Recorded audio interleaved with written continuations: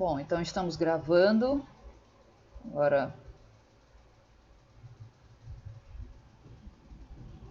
vou colocar aqui da onde a gente parou. Vocês estão conseguindo ver o slide?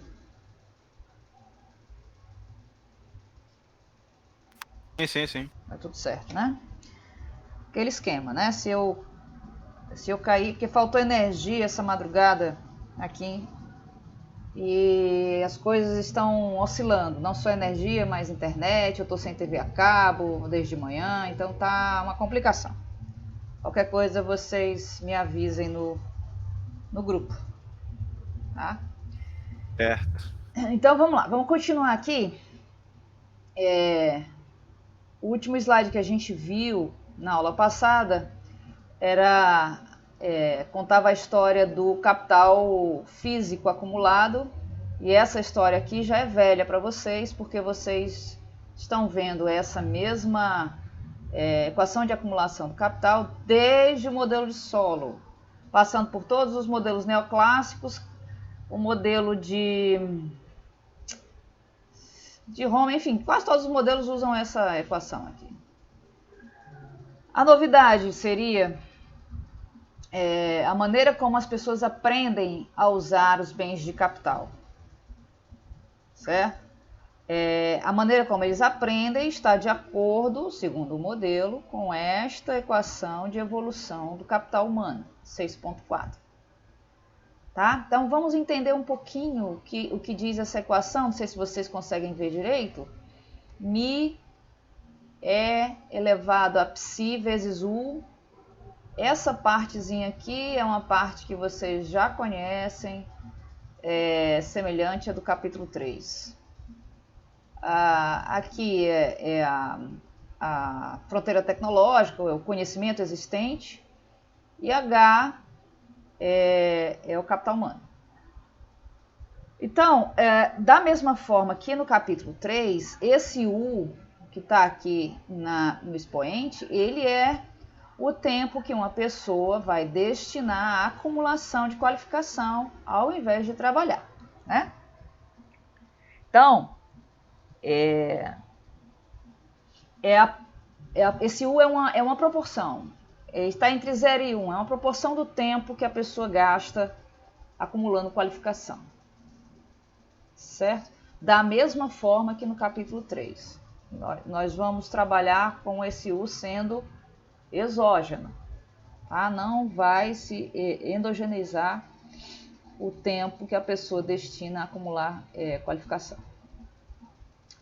O A é a fronteira tecnológica, né? Ou seja, é um catálogo, é um índice de bens de capital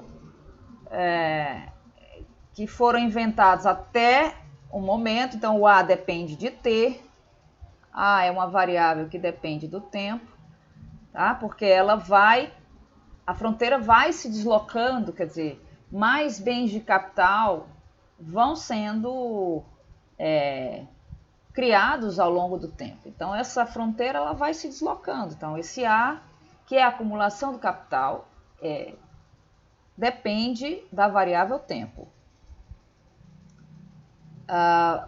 Aqui, a hipótese sobre os parâmetros do modelo é que esse Mi aqui ele é maior que 0, e esse,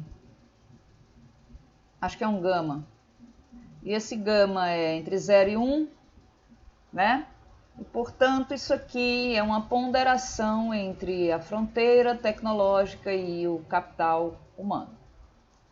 Nós vamos entender um pouquinho mais essa equação.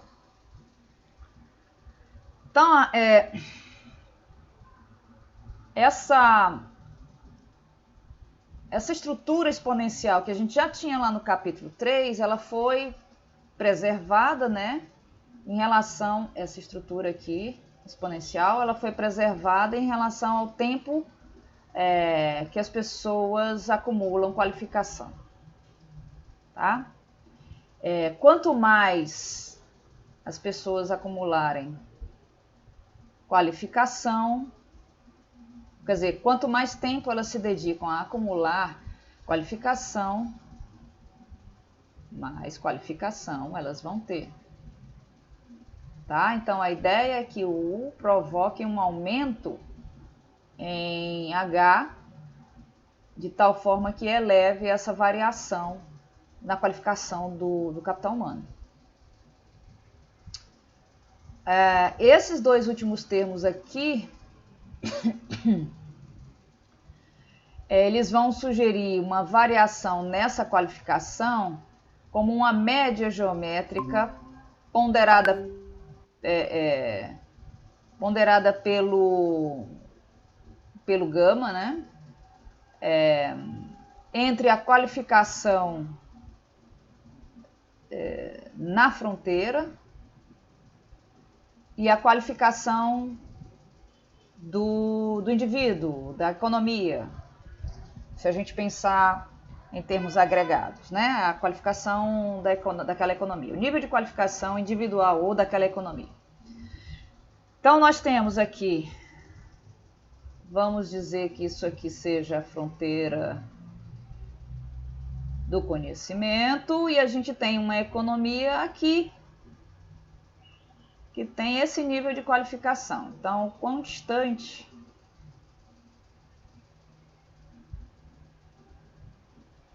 essa economia tá e como ela evolui depende dessa fronteira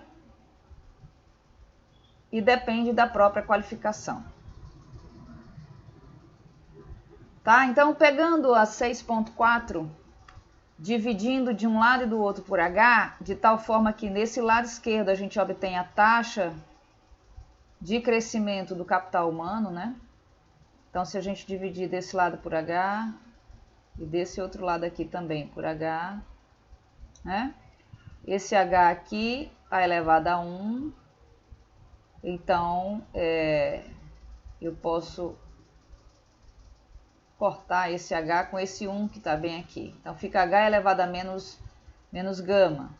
Então, eu desço o H, fica A dividido por H. Tudo isso elevado a gama. Tá? Então, a minha taxa, essa partezinha esquerda aqui, é a taxa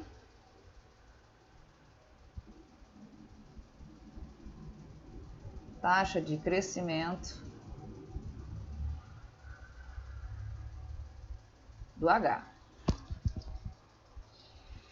E a equação 6.5. Quando a gente coloca essa razão entre a fronteira e o nível individual de qualificação, seja da pessoa, se a gente estiver falando em termos microeconômicos, tá? Seja de uma economia pequena, se a gente estiver aí tratando em termos agregados, né? Tratando macroeconomicamente, tá? Então, quando você faz a razão entre a fronteira e o nível de qualificação, você vai dar o tom da velocidade com que aquela economia ou aquela pessoa acumula qualificação. Isso significa o quê? Que quanto mais próximo, H ele não pode passar de A, né? Porque o nível de qualificação é exatamente capacidade de utilizar os bens de capital existentes. A é o catálogo, é o índice de bens de capital existentes. Então, H nunca vai ser maior do que A. Pode ser igual. Quando H chega na fronteira, quando o nível de qualificação daquele país ou daquela pessoa chega na fronteira do conhecimento, então H vai ser igual a A. Tá? Quanto mais distante o nível de conhecimento individual está da fronteira, quanto mais distante eu estou da fronteira, menor vai ser o H em relação ao A. Certo? Então, maior vai ser A dividido por H. Então, mais distante, uma economia mais atrasada,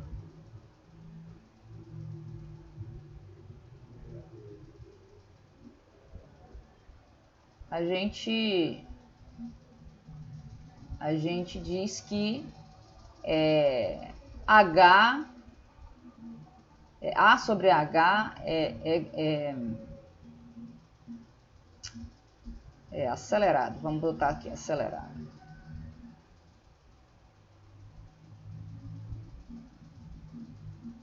Quanto menos distante da fronteira, significa que H está se aproximando da fronteira, né? Ele está menos distante. Então,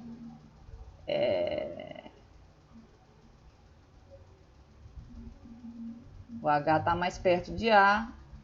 E esse nível, essa velocidade da qualificação, da acumulação de qualificação vai ser mais lenta. Vocês conseguem compreender a influência dessa relação entre A e H para essa velocidade de qualificação? Isso está claro para vocês? Sim. Tá tranquilo, né? Tá. Se tiver alguma dúvida, é só perguntar. Então, com base nessa razão aqui, a gente pode explicar algumas coisas que normalmente a gente vê que acontece, né? Se a gente for pensar 30 anos atrás, nós estamos em 2022, vamos para 2092.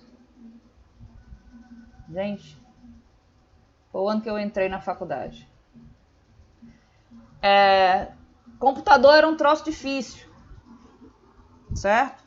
Foi a primeira vez que eu vi um computador de perto, foi quando eu entrei na faculdade. Tinha lá os laboratórios de informática. E, obviamente, meus pais não tinham dinheiro para comprar um computador. Então, e se você pensar que era uma máquina avançada, imaginem os computadores de 30 anos atrás. Aquelas cabeçonas assim, tela preta, uma linguagem difícil. Por quê? Porque era uma máquina nova, né? É uma tecnologia nova que estava se espraiando, né? Que estava se popularizando. Então, as pessoas levavam muito mais tempo para aprender a usar o computador 30 anos atrás do que levam hoje. Porque hoje o computador já não é uma tecnologia que está na fronteira do conhecimento. Tá? Pelo menos, assim, o computador comunzão. Eu não sei o que está se desenvolvendo aí em termos de hardware, né? Mas hoje as pessoas têm uma facilidade muito maior de abrir um computador, entrar na internet, que nem existia na época praticamente. Então,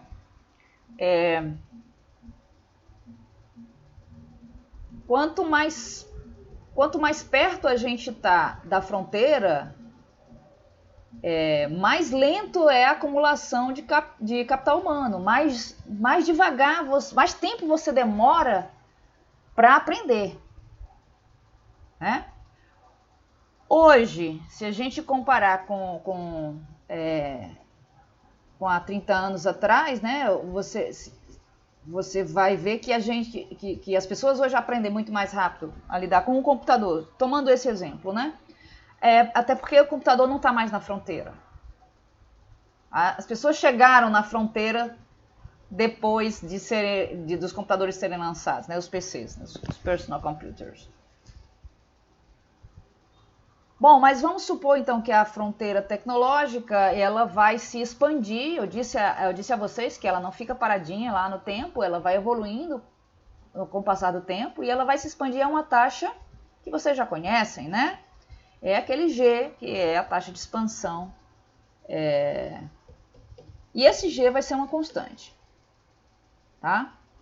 A outra suposição é de que a fronteira tecnológica seja de livre acesso aos países. Tá? Bom, eu não necessariamente concordo com as hipóteses do modelo. Algumas hipóteses são simplificadoras e não têm grande influência sobre o resultado do modelo, mas essa hipótese, ela em algum nível, ela é fundamental para esse modelo. E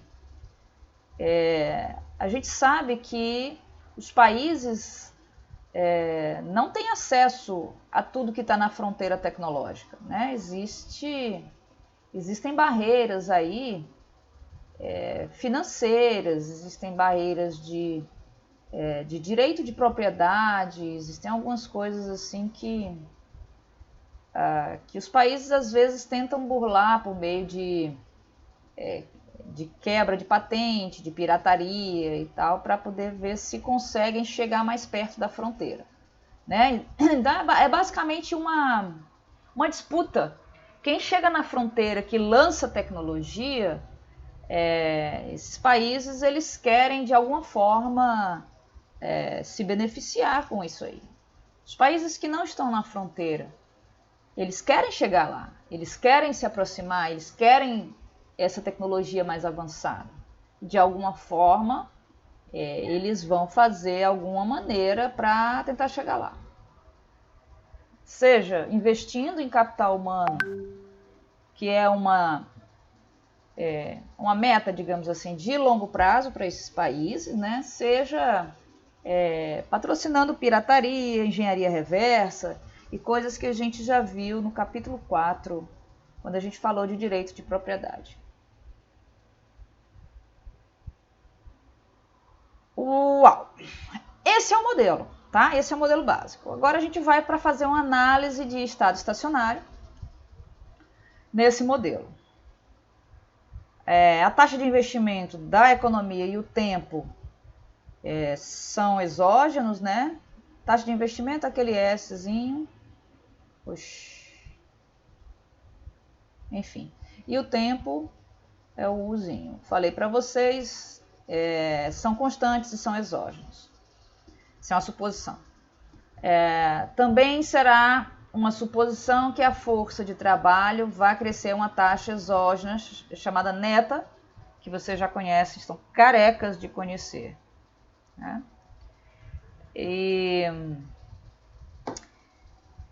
E aí a gente vai ter que, ao longo da trajetória de crescimento balanceado, ou seja, no estado estacionário, a taxa de crescimento do capital humano vai ser constante. Tá? Então, basicamente uma das definições de crescimento equilibrado, né?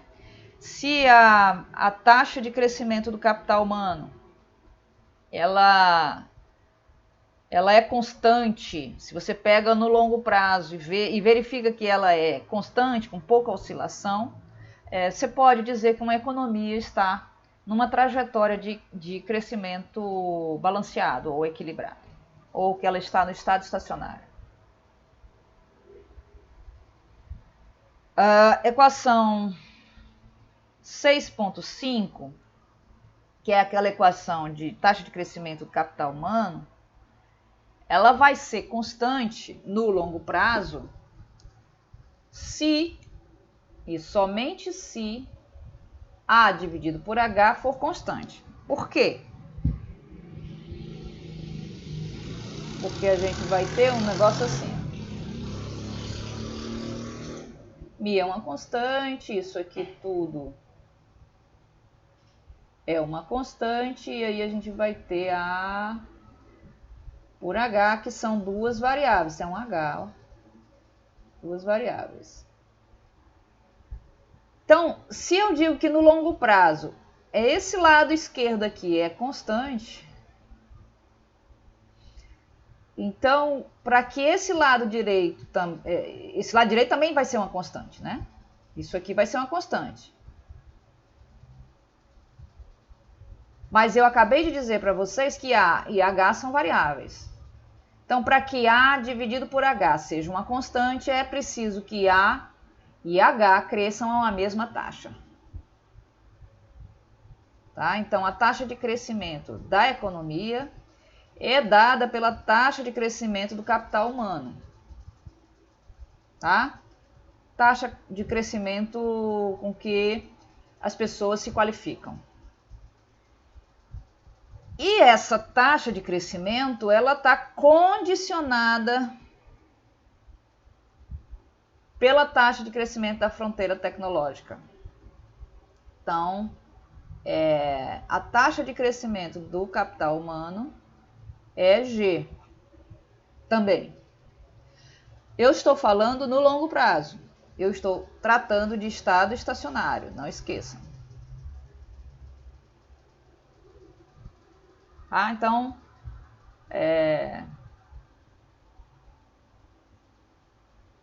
quando a gente coloca essa razão aqui, a razão de duas variáveis, e diz, olha, essa razão é constante, é porque se a primeira subir 2%, o numerador subir 2%, o denominador vai precisar subir 2% também.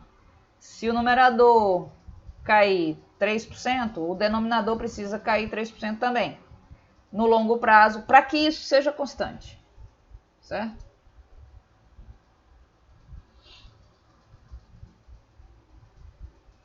Então,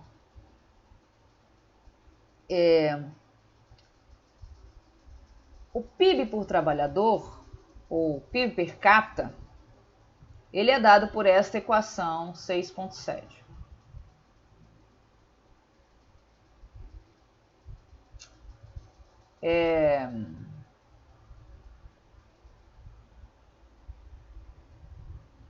Porque o meu PIB per capita efetivo, eu posso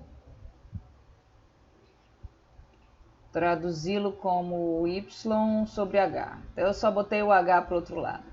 Essa primeira parte aqui é igual, idêntica ao modelo de Solow, ao modelo de Homer, que a gente tinha também, né? No modelo de Homer, entrava aqui algumas variáveis ligadas ao mercado de trabalho, de alocação de mão de obra entre o setor de bens finais e o setor de pesquisa, se vocês lembrarem da equação de estado estacionário do modelo de Homer.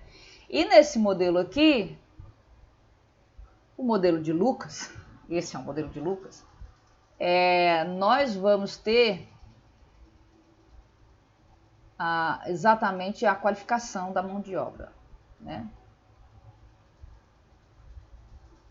Bom, então ao longo da trajetória de crescimento equilibrado, a razão do nível de qualificação da economia é determinada por essa equação, tá? E aí, no equilíbrio balanceado, isso aqui a gente já viu que vai ser G, né? Nós vimos aqui que precisa ser G, né? Substituindo, eu vou colocar aqui, tá? Vamos ver se eu consigo escrever aqui. G igual a Mi elevado a Psi vezes U A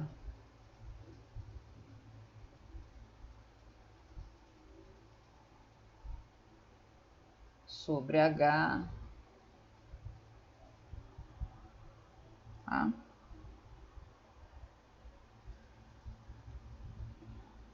Aí eu tenho A sobre H, eu vou fazer par e passo, igual a G dividido por Mi elevado a Psi U.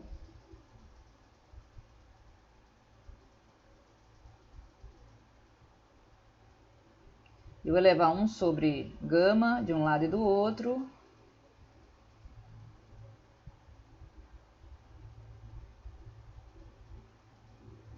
Para me livrar desse gama aqui. Aí eu tenho G Mi elevado a Psi U. Isso tudo 1 sobre gama. Eu vou inverter essa ordem, então eu inverto essa ordem também, fica H sobre A, isso no estado estacionário, tá? A gente está falando de estado estacionário. Na hora que a gente diz que H ponto sobre H é igual a G, a gente já está no estado estacionário. Tá? Aqui já era para ter o asteriscozinho. É porque polui demais. E aí a gente vai ter aqui Mi sobre G elevado a psil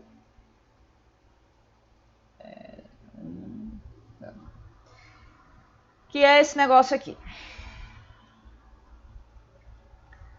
Então, essa equação aqui é a equação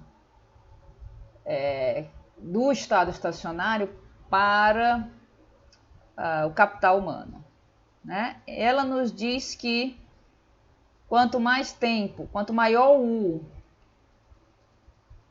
quanto mais tempo as pessoas destinam à acumulação de qualificação,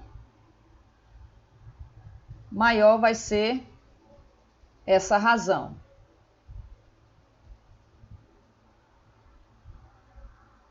O que significa essa razão ser maior? Significa que a economia vai se aproximar mais da fronteira tecnológica, que H está crescendo em relação a A.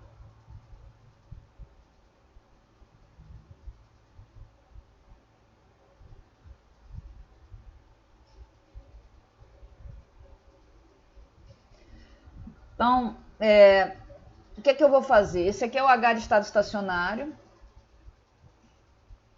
Eu vou jogar o A para o outro lado.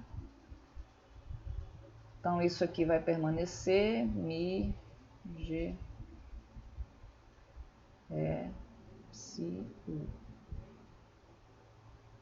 Gama vezes A no estado estacionário. Então, aqui a gente tem o H de estado estacionário, é só jogar aqui nessa equação 6.7 para a gente ter o PIB per capita como uma função da fronteira tecnológica. Porque, afinal de contas, é o deslocamento da fronteira quem comanda o crescimento e o bem-estar das economias. Tá? Então, jogando o H aqui dentro, a gente chega na 6.8. Vocês deram uma olhada no livro de vocês. Essa é a equação de estado estacionário para o PIB per capita nesse modelo. Ela nos diz algumas coisas. Então, vamos nos ater a esta equação.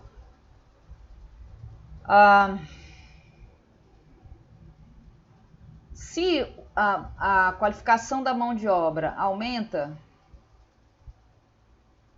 o PIB por trabalhador aumenta. Se a qualificação da mão de obra aumenta, o PIB por trabalhador aumenta.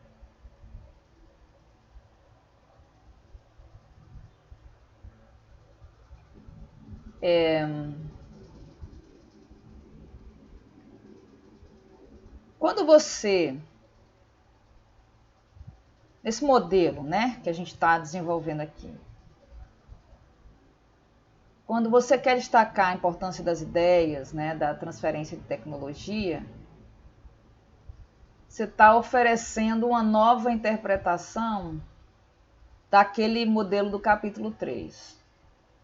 Tá? Porque aquele modelo do capítulo 3, que é um modelo neoclássico, ele é um modelo cuja tecnologia é exógena, né? Então, quando você pega aquele modelo do capítulo 3, que esse aqui é o parente dele, né? Mas é um parente mais com outra roupagem. E você endogeneiza da mesma forma que esse modelo segue todos os passos de Homer, né? Você dá uma nova roupagem para aquele modelo do capítulo 3. Tá? Vou fazer aqui algumas considerações a respeito dessa conclusão aqui do modelo. Isso aqui é a equação principal desse modelo. O que esse modelo nos traz no longo prazo. O que ele está dizendo no longo prazo? Primeiro, Economias que investem em capital físico são mais ricas e economias cuja população cresce mais rápido são mais pobres. Isso aqui não é nenhuma novidade, porque a gente está tratando de um termo que vocês já veem isso desde de Solo. Então, a interpretação é exatamente a mesma, né? Maior investimento, maior o bem-estar no longo prazo, mais crescimento populacional, menor o bem-estar no longo prazo. Né? Alguns países tentam qualificar esse crescimento populacional, selecionando trabalhadores qualificados para migração. Existem alguns países que têm uma política de imigração que permite a entrada de trabalhadores desde que sejam qualificados. Entretanto, esses modelos não tratam de política de imigração, não tratam de nada disso. Então, essa interpretação aqui, ela não atende a essa situação específica de países que têm esse tipo de política. Segunda consideração, economias que destinam mais tempo à acumulação de qualificação estão mais próximas da fronteira tecnológica e serão mais ricas. De uma certa forma, isso aqui a gente já tinha visto no capítulo 3, também não é nenhuma novidade, né? O tempo dedicado à qualificação. Só que aqui a gente traz uma roupagem por conta dessa equaçãozinha aqui.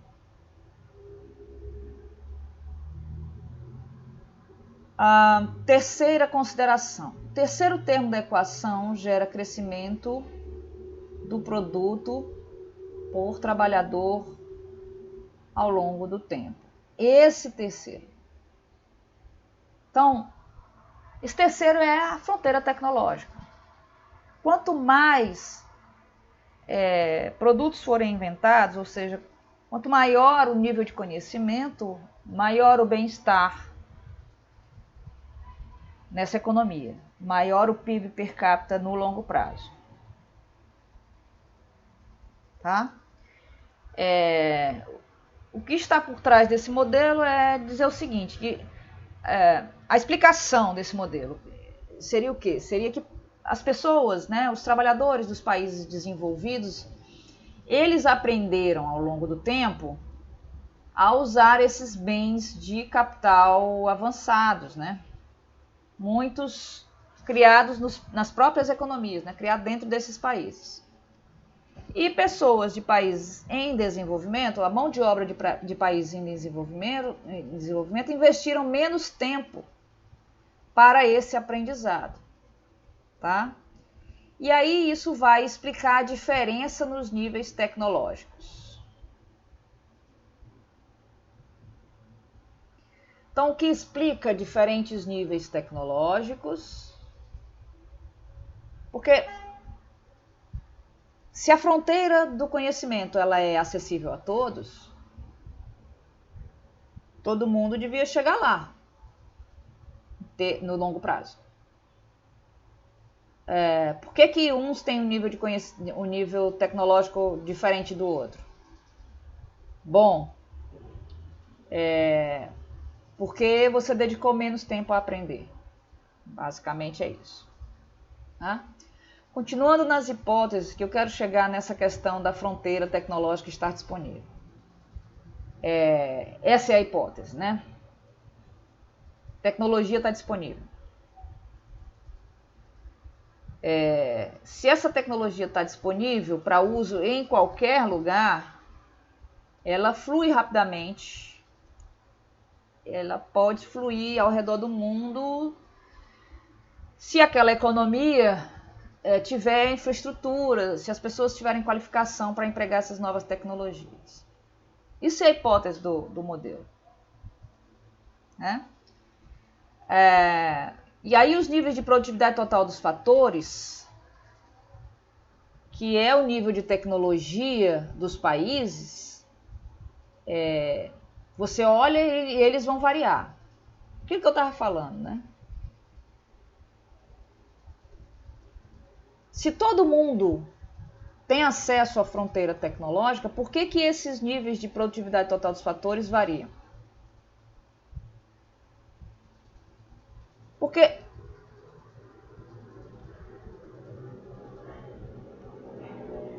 isso aqui, ou a taxa de crescimento disso aqui, que é o G, é comum a todos.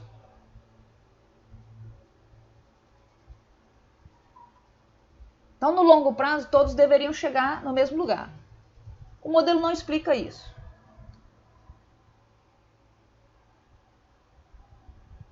Tá? Então, ou a hipótese é furada de que a tecnologia está disponível para uso em qualquer lugar, né? Ou os países não está diferente porque os países não chegaram ainda no seu longo prazo.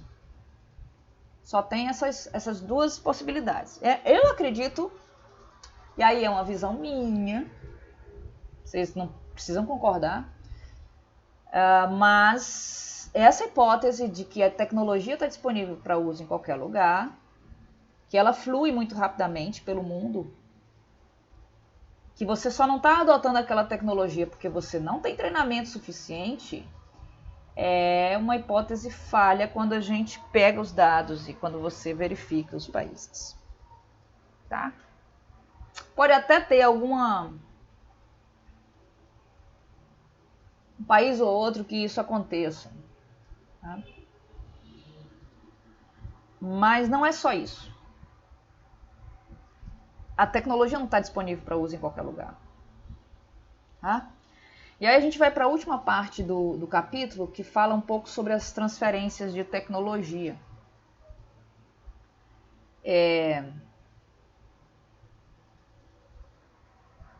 Essa transferência ela vai acontecer porque as pessoas aprenderam a usar aquele bem de capital, então vão adquirir aquele bem de capital mais avançado, vão usar e tudo mais. Né?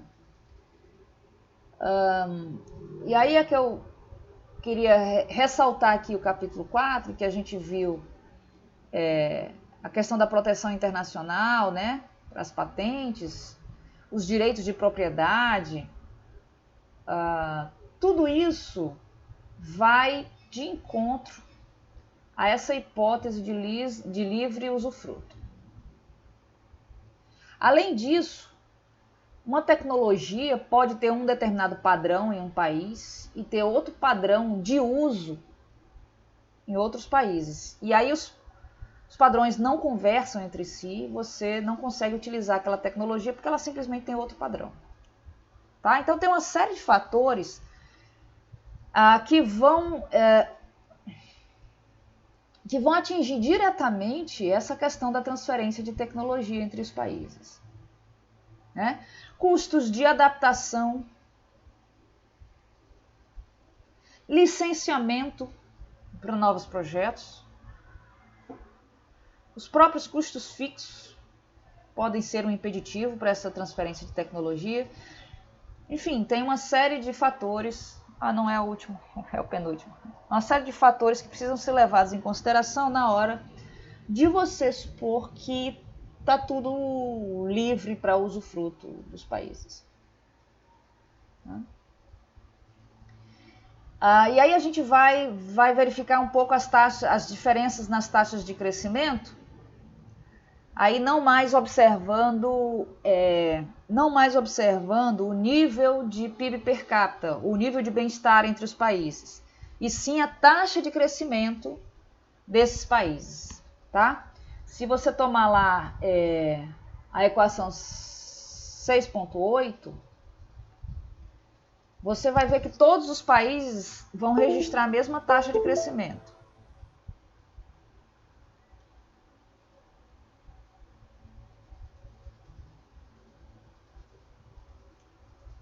Vou tentar replicar aqui a 6.8. Vocês estão aí? Eu ouvi um barulhinho, não sei se eu caí. Caiu não, professor. Caiu não, né? Professora, você tá tranquila, viu? Tá, né? Então, ótimo. Ainda bem que a internet está contribuindo. Então, ó, eu vou pegar aquela equação lá.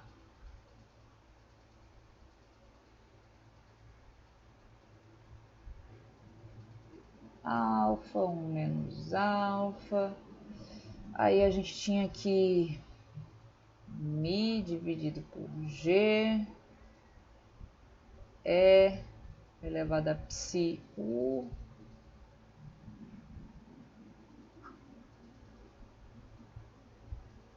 Eu não sei se estava... Não sei se está elevado a 1 menos gama. E a... Acho que é isso. Deixa eu dar só uma conferida, tá, gente? É isso mesmo. Deu certo. Então, essa parte aqui está interessada na taxa de crescimento. No longo prazo. Se ela está interessada na taxa de crescimento no longo prazo, então vamos achar a taxa de crescimento do longo prazo aqui do PIB per capita, né? Como é que a gente acha? Vocês estão carecas de saber. Aplica ln em ambos os lados e deriva em relação ao tempo.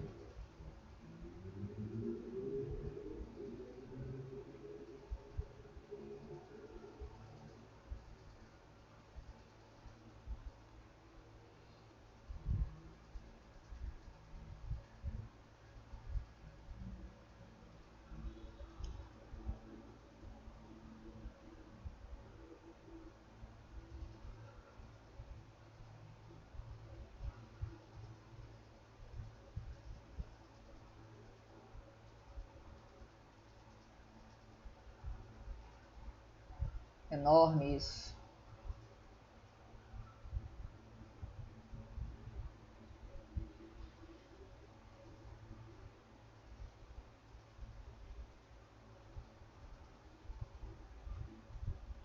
Ufa. Chegamos. Quando eu derivo em relação ao tempo,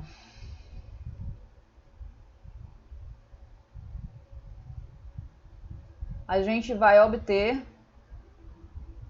a taxa de crescimento, que é o que a gente queria. Como isso aqui é tudo constante, e a gente derivada de uma constante, zero. Isso aqui é tudo constante, a derivada de uma constante, zero. Resta só isso aqui que varia no tempo, e aí a gente vai ter A ponto sobre A, que é igual a G. Então, nesse modelo, a taxa de crescimento do PIB per capita depende da taxa de crescimento da fronteira tecnológica. É isso que está dito aqui, ó, essa taxa de crescimento é dada pela expansão da fronteira tecnológica mundial.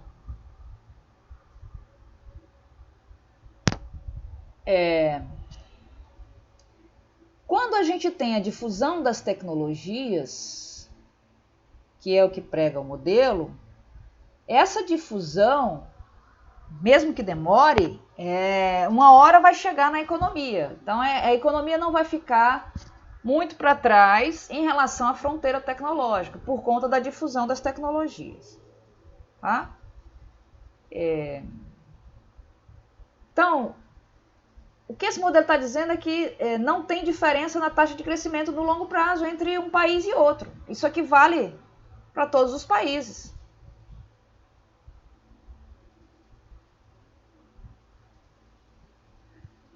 Ao fim e ao cabo, mesmo que demore muito tempo, todos os países, quando entrarem no seu longo prazo, vão entrar em sintonia com o deslocamento da fronteira tecnológica.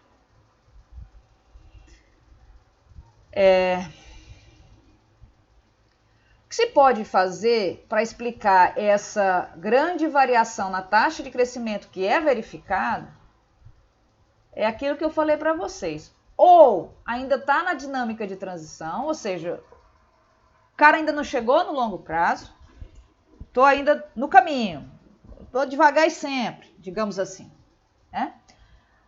ou de fato a hipótese é falha, a hipótese de difusão é falha. Países que estão abaixo da sua trajetória de crescimento, né, no estado estacionário, deveriam crescer a taxas superiores à da fronteira tecnológica, para poder conseguir alcançar a fronteira tecnológica. Já que eu estou muito para trás, eu tenho que dar uma acelerada no passo. Entendem? E aqueles países que estão ainda na dinâmica de transição e que estão acima, digamos assim, dessa trajetória,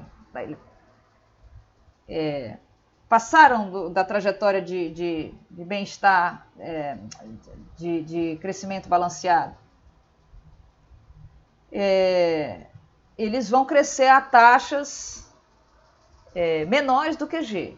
Para dar uma diminuída bastante, uma freada, digamos assim, para no final das contas tudo entrar em equilíbrio quando efetivamente chegar no longo prazo. Mas isso aqui seria durante a dinâmica de transição, né? Ainda sem chegar no longo prazo. Para que dessa forma, se isso acontecer, quando chegarem no longo prazo, as coisas já vão estar mais ou menos equilibradas e aí eles vão seguir na mesma toada, né? No mesmo ritmo de crescimento. E é assim que o capítulo acaba. Vocês têm alguma dúvida a respeito do modelo?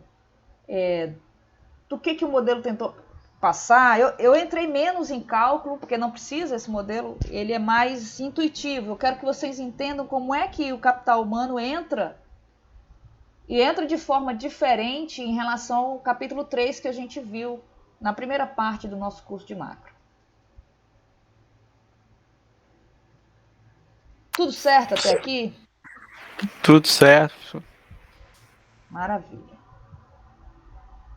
Bom, então, seguindo o cronograma, nós já vamos para o último capítulo dessa novela difícil de se entender, né?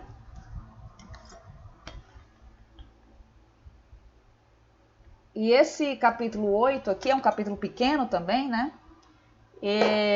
Eu vou começar essa aula, na próxima aula eu concluo o capítulo 8 e depois é que vem os seminários de vocês, tá?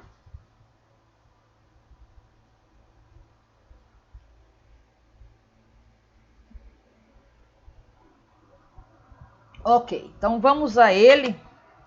O capítulo 7 é um capítulo que fala sobre infraestrutura. Vocês gostaram mesmo assim do Jones? Leiam nas férias. Olha aí que desafio.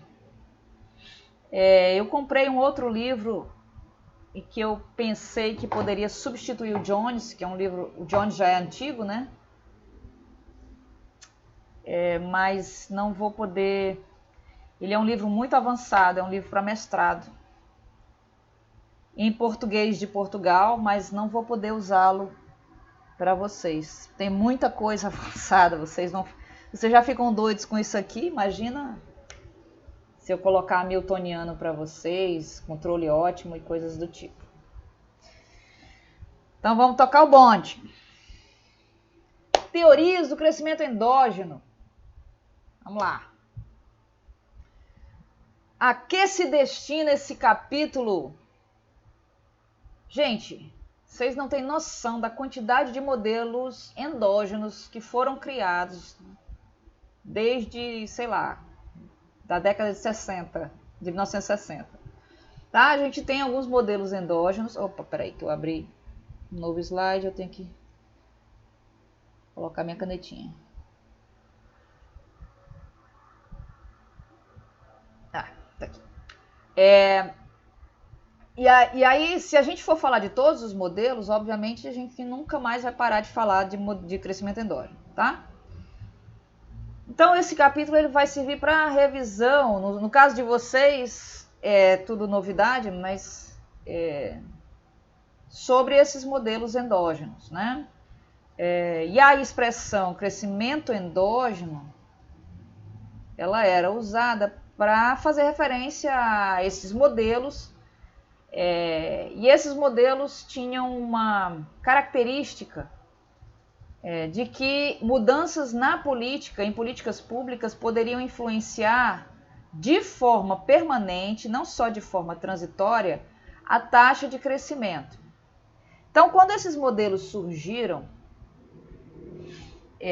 imagina a empolgação que foi, porque eles começaram a dizer o seguinte: os modelos neoclássicos diziam, olha, não vai adiantar você ficar manipulando parâmetros da economia para tentar fazer com que o país cresça permanentemente. Máximo que você vai conseguir, que seja mais de longo prazo, é aumentar o bem-estar da população quando você faz isso com as políticas públicas, né? Aumentar o PIB per capita. Mas a taxa de crescimento, os modelos neoclássicos não diziam, olha, não vai acontecer nada, vai voltar tudo para o que era antes. E aí surgem os caras fazendo aqui modelos endógenos e esse modelo dizia, olha, se você conseguir aí manipular tal variável, meu modelo diz que você vai conseguir influenciar de forma permanente a taxa de crescimento do país. É o melhor dos mundos, né? Porque você vai manipular ali uma taxa, incentivar uma determinada taxa, digamos, aumento da taxa de investimento, e aquilo ali vai ter uma repercussão na taxa de crescimento no longo prazo. É o melhor dos mundos, né? De forma permanente. E o modelo mais simples, o primeiro modelo dessa leva assim, de modelos endógenos, né? Da nova teoria econômica, é o modelo AK, que tem esse nome por causa da sua função de produção, que é a 8.1 aqui, Y igual a AK. Tá? Então, seria um modelo de Solow em que o alfa é igual a 1. Simples. Ele é simples mesmo. E essa mudança, dizendo que o alfa é igual a 1, ela faz toda a diferença para os resultados do modelo. Né? Lembra que em Solow o alfa estava ali entre 0 e 1. Esse A é uma constante positiva, tá?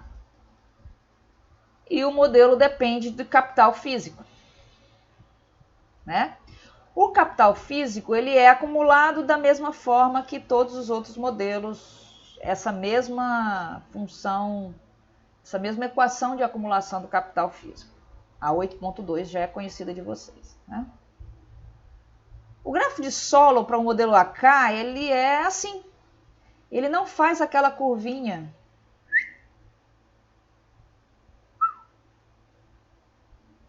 em que o Solow dizia, olha, aqui está o estado estacionário e tal. Aqui está o investimento bruto. E aqui está a depreciação do capital. Certo? Então, quando a gente toma aqui um capital num período inicial, um período zero, num tempo zero, a gente observa o capital, nós vamos ver que o investimento bruto está maior do que a depreciação do capital. Ora, gente, se o investimento bruto está maior do que a depreciação do capital, vamos botar esse Y aqui dentro. Nem precisa, deixa eu pegar essa 8.2 aqui, do jeito que está, porque é o que está lá no gráfico, né? Tá. Eu estou dizendo que essa primeira parte aqui é maior do que essa segunda parte aqui. Gente, isso significa que isso aqui é positivo.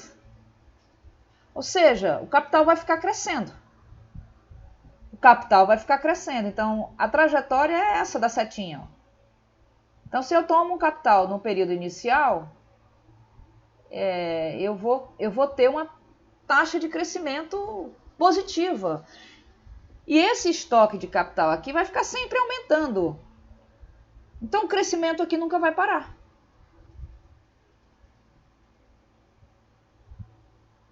Não existe estado estacionário. Não tem um ponto em que eu diga o seguinte, não, a taxa de crescimento vai ser zero, porque a economia chegou num estado estacionário. Não, a taxa de crescimento não vai ser zero. Ela não vai parar. Ela sempre vai ser positiva. Tá? A gente tem retornos constantes em relação à acumulação do capital, né? E em solo a gente tinha retornos decrescentes. Essa é uma diferença, né? Em solo o alfa era entre 0 e 1, retornos decrescentes para o capital, e aqui o alfa é igual a 1, retornos constantes. Tá? Então, o produto marginal do capital,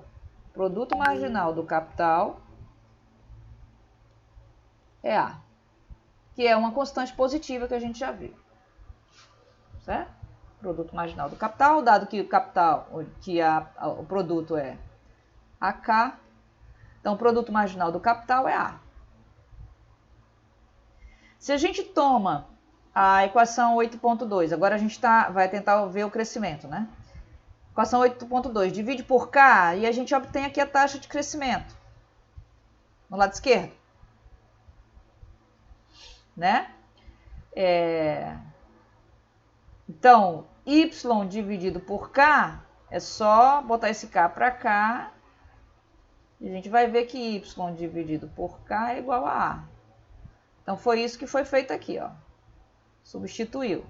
Então, K ponto sobre K, que é a taxa de crescimento do capital, do estoque de capital, é dado por essa expressão aqui.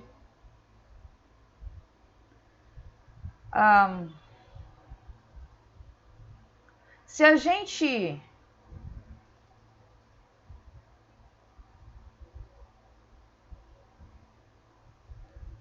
gente toma aqui essa função de produção, vamos lá para a mesa. Se a gente toma essa função de produção, AK, aplica ln de um lado e do outro,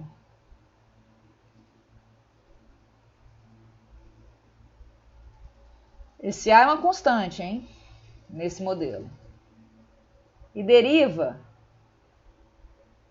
a gente vai achar que a taxa de crescimento do PIB é igual à taxa de crescimento do estoque de capital. Mas a taxa de crescimento do estoque de capital, a gente já viu que é... Ai, Deus, SA menos D. Né? SA menos D. Certo? Então, é isso que a gente tem aqui. Taxa de crescimento do PIB é SA menos D. Então, esse resultado aqui, gente, nos diz que essa taxa de crescimento G, ela depende desses parâmetros aqui.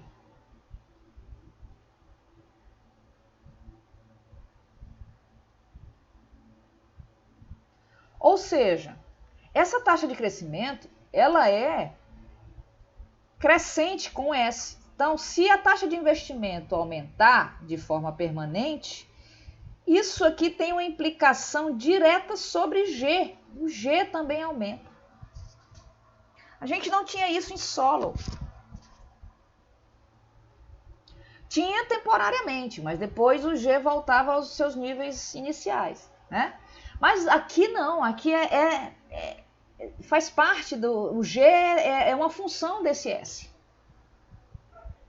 Então, isso vai significar que políticas de governo, políticas públicas que incentivem o aumento dessa taxa de investimento, por exemplo, vão ter impacto direto, vão afetar diretamente a taxa de crescimento da economia no longo prazo, permanentemente. Tá? Então, esse é um resultado do modelo AK que diverge fundamentalmente do modelo de solo. Fundamentalmente. Tá? Ele é muito diferente. E esse é o modelo AK. O modelo AK terminou aqui. Nós vamos discutir um pouquinho mais sobre ele, mas só mais intuitivamente. Tá? Então, basicamente, são essas duas equações. Então, a gente tem a taxa de crescimento no modelo AK. É possível achar a taxa de crescimento. Isso é uma maneira de cobrar na prova o modelo AK. Com base nessas duas equações aqui.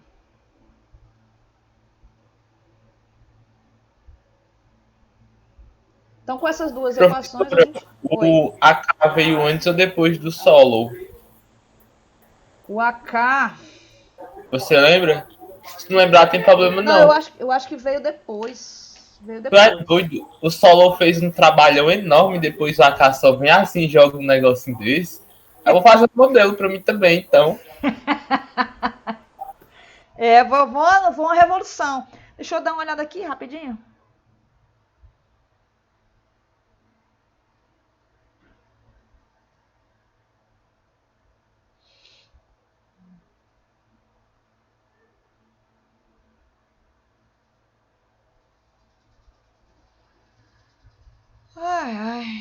Foi bem depois. Meados da década de 80.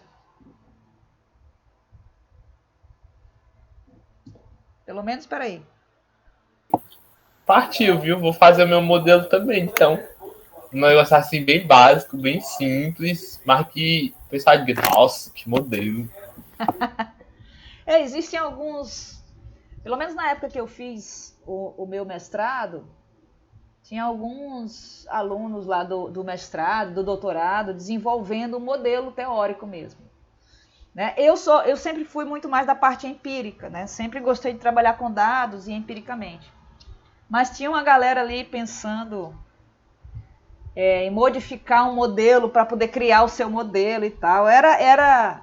Lembrando que eu fiz o meu mestrado ainda sob forte influência dos modelos endógenos, certo? Os modelos endógenos, eles, digamos assim, pegaram pressão na década de 1990 toda, e eu entrei no mestrado em 2000, quer dizer, eu estava ali sob a influência dos modelos endógenos. Todo mundo queria ter o seu modelo, viu? Não é só você não. Ai. Outros modelos de crescimento. O modelo de Lucas, de 88.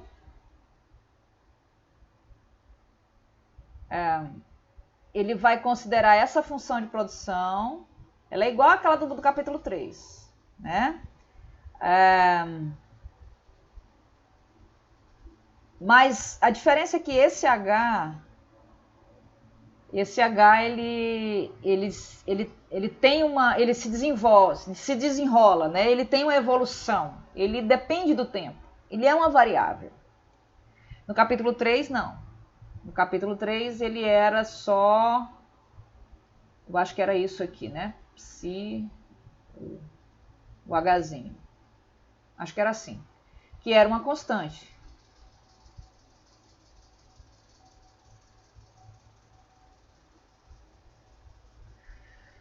Aqui, o capital humano, ele vai evoluir de acordo com esta equação diferencial. 1 menos U é o tempo dedicado à acumulação de qualificação. Nesse modelo de Lucas, o U é o tempo gasto com trabalho. Não é o tempo gasto com acumulação de qualificação. Mas, enfim, é semelhante ao que a gente viu, né? Mas vamos ver como é que isso aqui vai impactar na taxa de crescimento de longo prazo, essa modificação aqui do modelo. Então, se você coloca o H para cá, a gente vai ter a taxa de crescimento do capital humano, que é 1 menos U. Correto? Veja que se fosse o conhecimento tecnológico, se fosse o A ponto sobre A, a gente já viu uma equação que no lugar do H era o A, né? A gente tinha isso aqui, ó, igual a G. Tá? Desse modelo aqui, a gente tem H ponto sobre H igual a 1 menos U, que é o tempo dedicado a se qualificar. Tá? Então, o capital humano ele vai aumentar à medida que eu aumento o meu tempo dedicado à qualificação. Se esse modelo ele é muito parecido com o Solow, se a gente fizer G igual a 1 menos U. Não dá nem para discutir que ele veio depois de Solow, né? Esse modelo aqui, ele se utiliza, ele vai lá em Solow, bebe da água, mas ele faz uma modificação de tal forma que aquele G que era exógeno em Solow, ele vira 1 menos U, que é o tempo dedicado à qualificação. Significa que quanto mais você conseguir capital humano, quanto mais qualificado é a economia, mais ela cresce no longo prazo. Então, a política que conduz a um aumento permanente nesse tempo que as pessoas vão se qualificar, gera um aumento permanente na taxa de crescimento do PIB per capita. Ah, por que é PIB per capita? Aqui tem o H, mas a gente sabe que no longo prazo, a taxa de crescimento do PIB per capita é igual à taxa de crescimento do capital humano. Que nesse caso aqui é 1 menos U. Se eu faço 1 menos U aumentar, incentivando que as pessoas gastem mais tempo para se qualificar ou aumentem seu capital humano, eu estou, de alguma forma, com essa política pública, eu estou manipulando a taxa de crescimento do PIB per capita no longo prazo. Tá? Desde que esse aumento no tempo seja permanente. Ok? Ó, em dois slides eu expliquei o modelo de Lucas. Se você for abrir o paper dele de 1988, você vai ver que eu estou forçando uma barra. É só um informativo aqui para vocês, né? Porque esse modelo ele é bem chato, bem complicado de se chegar a essa conclusão. Tá? Mas como aqui a gente já está só dando uma passada nesses modelos, vendo os principais, então a gente já viu o modelo AK, esse aqui é o modelo de Lucas de 88, né? O modelo com capital humano de 88, e aí a gente vai ver uma parte aqui de externalidade e voltar um pouquinho no modelo AK para que a gente consiga concluir. Eu acho que é a última parte? Não, penúltima. 8.3 é a penúltima parte. Vamos lá. Não sei quanto tempo a gente tem. Tem bastante tempo. Se bobear, se vocês não fizerem perguntas, a gente termina esse capítulo hoje.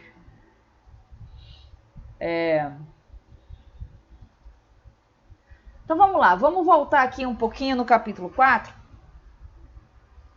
que a gente viu... Ah, meu pai, cadê?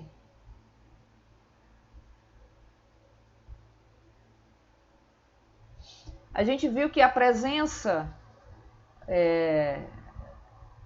de ideias ou do conhecimento tecnológico, né, na função de produção indica que a gente vai ter retornos crescentes de escala. Né? A gente viu bastante isso no modelo de Homer. E vimos também que o retorno crescente vai demandar uma concorrência imperfeita, que no modelo de Homer estava lá presente no setor de bens intermediários, que era um setor monopolista.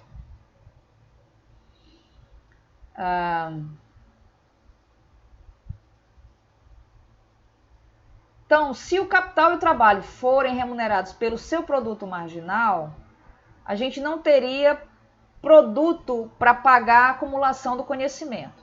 A ideia é a seguinte: você tem um produto, que é uma renda, e esse produto vai ser destinado a pagar a renda dos insumos, capital, trabalho e tecnologia. Se o capital e o trabalho são remunerados de acordo com o seu produto marginal, essa renda vai se esgotar todinha aqui e não vai ter produto suficiente, renda suficiente para pagar esse camarada aqui. O dinheiro acaba antes, né? O recurso acaba antes. Se a gente fosse, obviamente, remunerar pelo produto marginal, ou seja, se a gente tratasse retornos crescentes de escala por meio de concorrência perfeita, né? Remunerar os insumos pelo seu produto marginal significa que a gente está no mundo de concorrência perfeita. Mas quando a gente tem retornos crescentes de escala e a gente trata como se fosse concorrência perfeita, significa que vai ter alguém que vai ficar sem remuneração. Então, ou você dá um jeito ou você vai para a concorrência imperfeita. Qual é o jeito? Qual é a alternativa para a gente conseguir lidar com esse retorno crescente, que é a inserção da tecnologia como uma variável nessa função de produção? E ainda assim, considerar a concorrência perfeita. Como é que a gente faz isso? Bom, as pessoas não podem ser remuneradas pela acumulação do conhecimento. Então, não pode ter remuneração para esse cara aqui.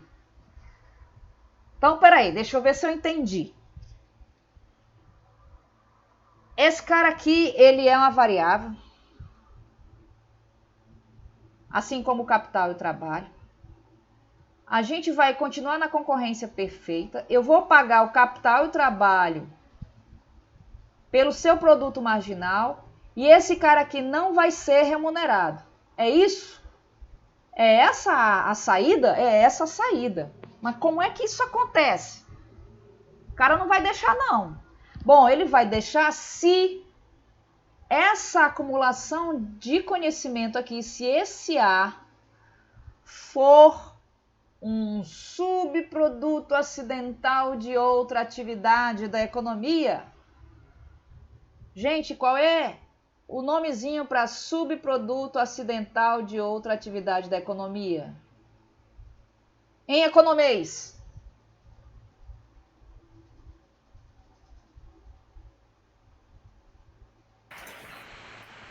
Agora me fugiu o termo à cabeça, mas é o produto intermediário ali, né? Não? Não? Não? Um subproduto acidental. Vocês viram isso com a professora Georgiana? Ah, externalidade. Sim. Isso é uma externalidade. Se o conhecimento surgir como uma externalidade, ele pode não ser remunerado, porque ele é uma externalidade, ok? Essa é a ideia alternativa. A gente continua com concorrência perfeita, mas aí esse A, ele vai ser uma externalidade.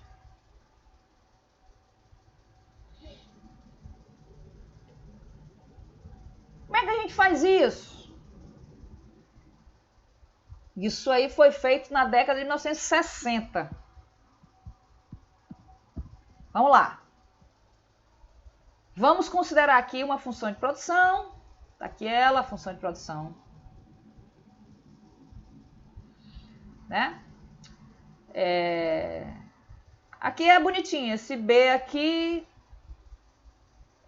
vamos definir depois. Mas o capital está elevado a alfa, o L está 1 menos alfa. Então, se a gente considerar só capital e trabalho, isso aqui tem retornos constantes de escala, né? Esse B aqui, se ele for acumulado de forma endógena, quer dizer, se for uma variável, então essa função de produção deixa de ter retornos constantes e passa a ter retornos crescentes. Né? A soma dos expoentes aqui vai dar maior do que 1. Então, os retornos são crescentes, dado que a gente tem aqui uma Cobb-Douglas. E agora? Bom, então vamos... Se ele se acumula endogenamente, vamos modelar esse B. Quem é esse B? Vamos lá.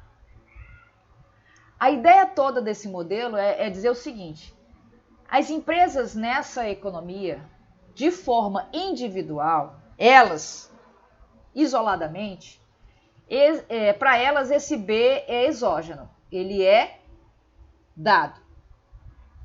Elas não reconhecem esse B como uma variável endógena que é influenciada pelas próprias empresas.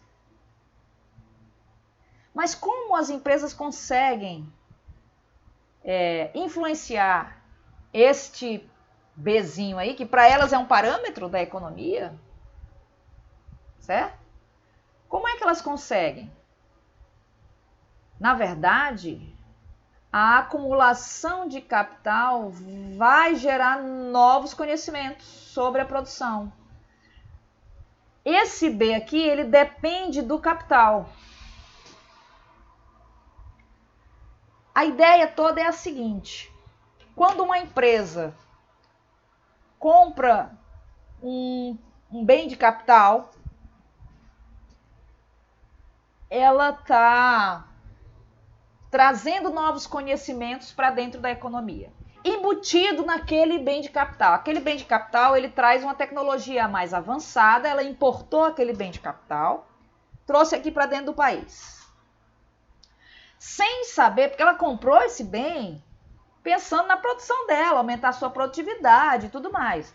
Ela não está pensando que está fazendo um bem para a nação, comprando um bem de capital mais avançado e pipipi. Não, está pensando nada disso. Está pensando em aumentar seu lucro, tá? Mas a realidade, de acordo com esse modelo, é que quando esse bem de capital entra no país, ele é mais avançado, ele traz embutido nele tecnologia. Quando ele traz embutido nele tecnologia, as pessoas vão precisar lidar com esse bem, vão precisar se esforçar, vão precisar se qualificar para usar esse novo bem de capital.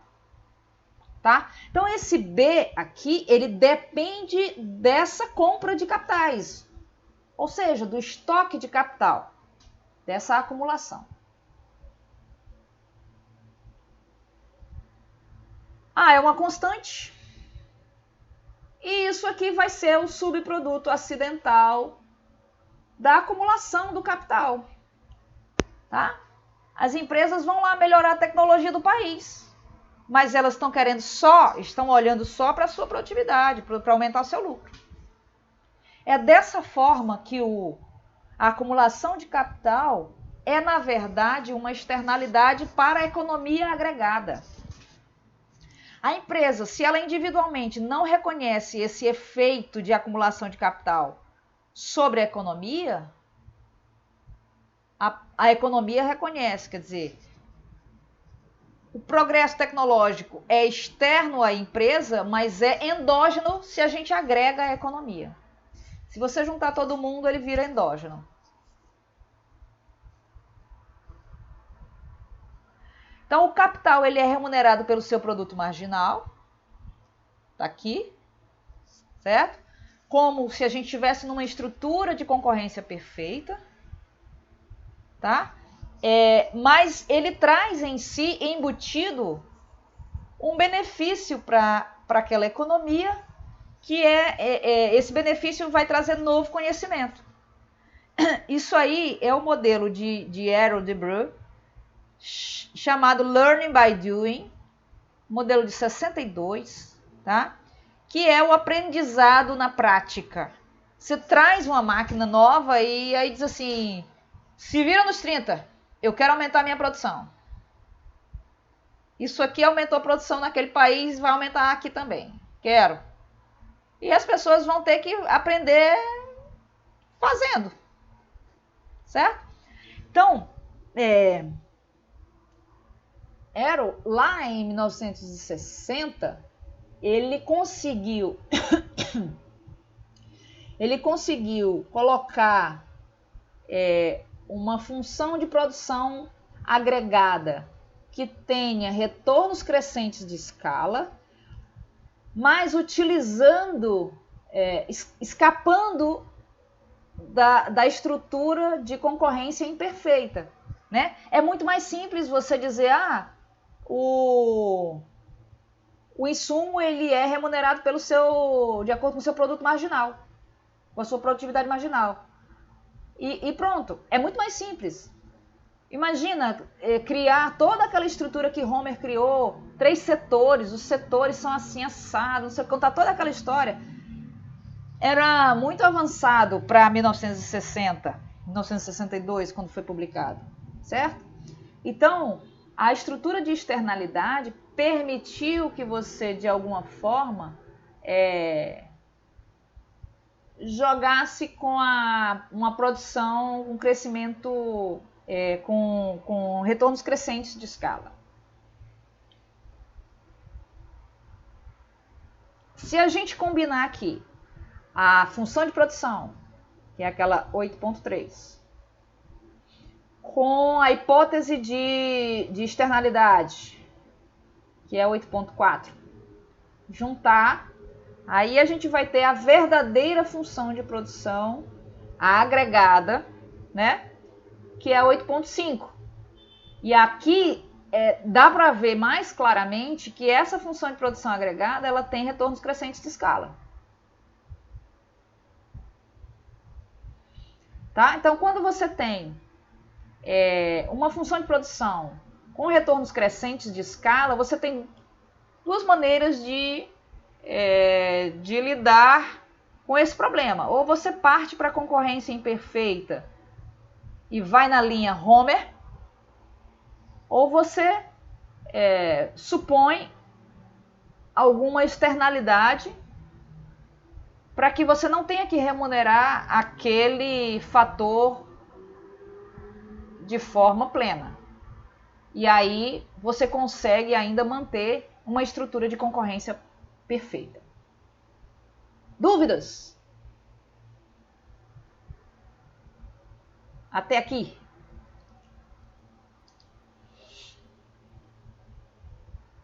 Tranquilo? Tava falando com o microfone Oi, mutado. professora.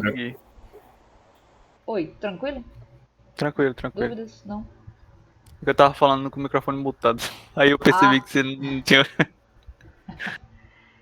Às vezes acontece.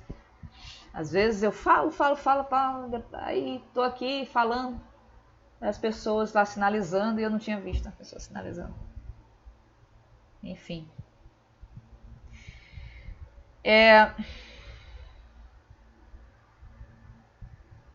Eu vou parar aqui, esse vai ser o último slide que eu vou explicar para vocês, eu vou deixar só esse último ponto para a gente refletir na próxima aula, para não começar logo com os seminários, né?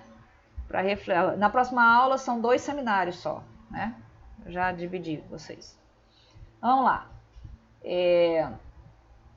No capítulo 5 a gente viu que a externalidade na função de produção, na verdade a gente viu 2 externalidades na função de produção de conhecimento. Né? A gente viu o lambda e o φ. Tá? Aqui, nesse modelinho, vamos supor que não haja essa duplicidade de pesquisa, então vamos lidar apenas com uma externalidade que é esse φ. Tá? Se a gente pensar um pouquinho, a gente vai vai sentir que as externalidades, elas fazem parte de um processo importante na pesquisa, né? Assim, elas são inerentes à pesquisa. Porque não tem como a gente ignorar o conhecimento que já foi criado, que já está disponível. Então, os pesquisadores hoje, eles não podem simplesmente começar tudo do zero, sem levar em consideração as informações ao longo da história, né?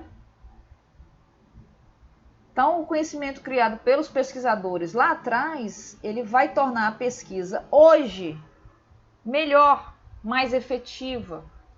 Ele vai dar o impulso, ele vai avançar. Esse φ, a gente já viu que ele é maior do que zero. Tá? Mas esses pesquisadores, eles não são remunerados por este transbordamento do conhecimento. Isso é uma externalidade que diz o seguinte: eu não vou pagar você, descendente de Pitágoras, porque Pitágoras fez aquelas relações métricas no triângulo retângulo há centos anos atrás. Então, isso não vai acontecer, não vai ser criado esse mercado para remunerar esses pesquisadores por este que a gente chama de transbordamento do conhecimento. É o spillover. Esse aqui é um parâmetro de spillover.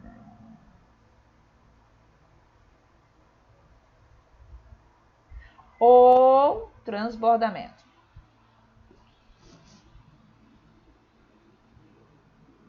Então, para os pesquisadores,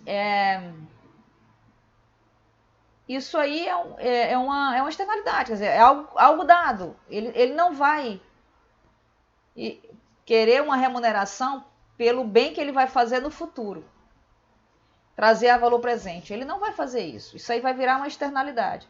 Então, se a gente pensar em termos de externalidade, isso acontece demais na economia, em vários setores da economia, tá? Então, é muito... Esse modelo, ele é simples também, né? Mas ele traz... Ele traz algo possível, algo que a gente pensa, não, se a gente pegar nos dados, talvez isso aí realmente aconteça. Quer dizer, você traz uma nova tecnologia, as pessoas vão ter que lidar com aquela tecnologia, de alguma forma correr atrás do prejuízo, ou aprender fazendo, né? Como diz o próprio nome do modelo. Tá? Então é só mais para chamar a atenção sobre essas externalidades e o modelo AK e tudo mais. O modelo AK, aquele alfa igual a 1, no modelo AK, não se vê empiricamente, tá? Não é comprovado empiricamente. Empiricamente, o que é estimado é um alfa menor do que 1. Positivo e menor do que 1.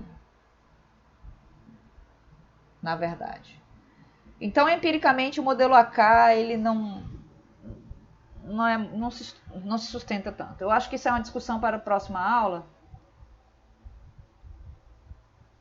Mas não sei se vai ser aqui. Mas, enfim, deixe-me encerrar mais cedo. Olha aí, faltam 3 slidezinhos só. Eu vou deixar propositadamente para a próxima aula. É aqui, ó. Aqui que eu vou, de alguma forma, falar do modelo AK. Tá bom, gente? Vamos lá. Deixa eu parar aqui a gravação. Professora, uma coisa sobre a próxima aula. Os 20 minutos é o tempo máximo de apresentação, né? Uhum. Certo, tá bom.